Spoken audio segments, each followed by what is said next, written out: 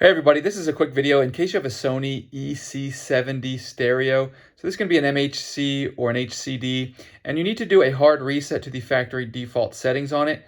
Now there's two main reasons you would want to do this. The first is troubleshooting. If this stereo is not working right for any kind of reason, you're having sound issues and stuff like that you're trying to troubleshoot, a hard reset can fix a lot of those issues.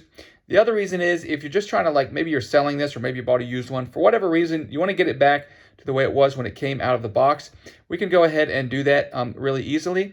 So the first thing we're going to do is just unplug the stereo and then wait a few seconds and then plug it back in. And then we can turn it on. And then once we do that, we're going to come and we're going to find the stop button that's here. And then we're going to have this button right here, this DSGX button, and plus the power button.